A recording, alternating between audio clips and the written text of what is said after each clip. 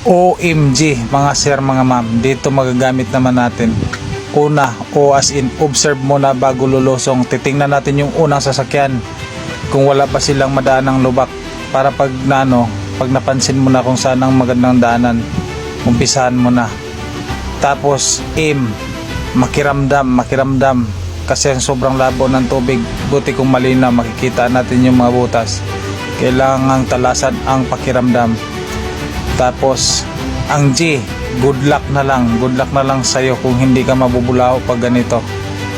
Yan, ayan, lalim na, medyo humihinto pa kasi mayroong nag counterflow.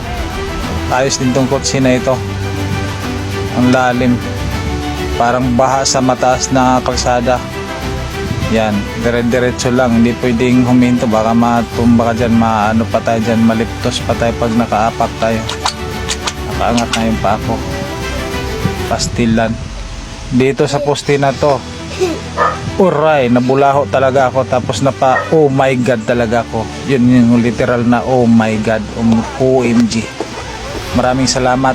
Don't forget to react and share na rin. God bless.